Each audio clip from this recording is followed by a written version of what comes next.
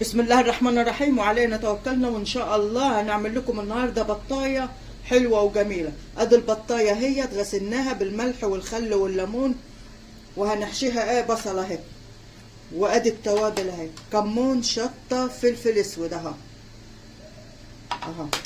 وادي البرتقان اهو، برتقان ليمون جزر اهو، وورق لورا. نيجي هنا للحله اللي هنعملها فيها المستكه، فيها الحبهان، حته سمنه دي اللي هنحطها فيها. هنيجي بقى هنا هنحشي الكمون والفلفل الاسود ده والملح هنا في البصله. هنقوم دعكنها كده اهو. ما تنسوناش في اللايك والاشتراك وتفعيل الجرس عشان يوصل لكم كل جديد اهو. كده اهو، البط ده عامل زي البط بتاع دمياط اهو، اللي بيحشوه بالمرتة اهو، بط الدمياطي. هنقوم بقى حاشينها كده اهو، اهي عشان ندعكاها بالخل والليمون والملح يعني نضيفه. ونقوم بقى نحط معاها البرتقان ده اهو كده، يديها طعم وريحه جميله كده، ويديها لمعه حلوه كده اهو. ونحط برضو جزر برضو كده اهو، هتبقى لها طعم زي العسل كده كده. هنقفلها بقى بالخله كده اهو، ونقوم دعكنها من فوق بالحته البصله دي. هنقوم قافلينها كده اهو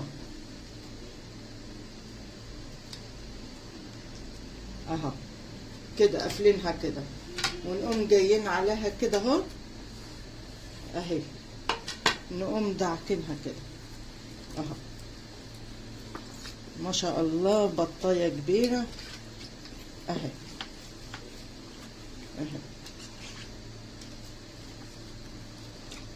كده اهو. شوف حلوه.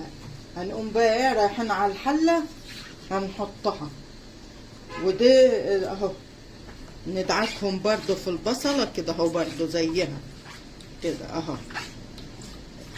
الفلفل الاسود والكمون عطاها ريحه حلوه. هنقوم بقى رايحين حاطينها على الحله.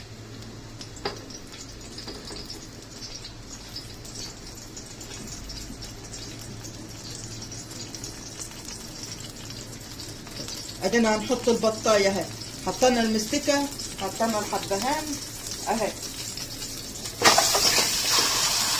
اهي، وغاليين الميه اهو.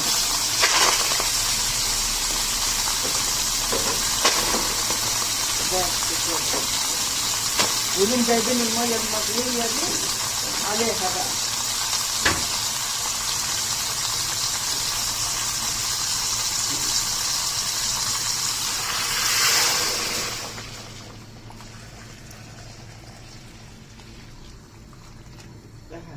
كده،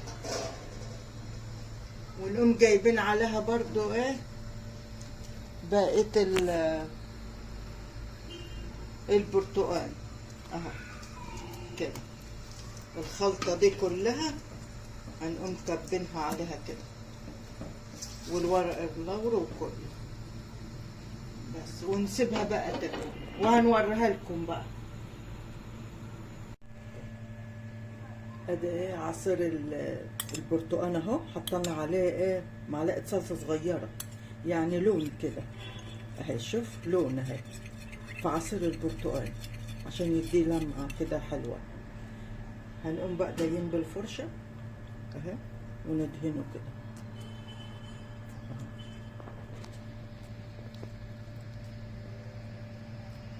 كده، هندهنه كده اهو.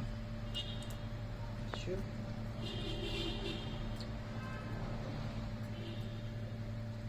لما ياخد تحميرة حلوة كده بس كده. هنحطه بقى في الفرن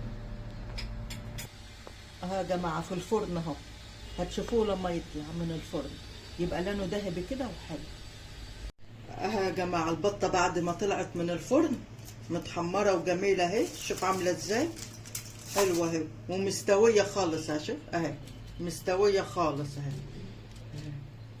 يعني بتتغرس فيها وشوف الوراك بتاعتها عشانها مستوية اهي، باينة اهي، حلوة وجميلة اهي. ما تنسوناش بقى في اللايك والاشتراك والتفعيل الجرس عشان يوصل كل جديد. والسلام عليكم ورحمة الله وبركاته.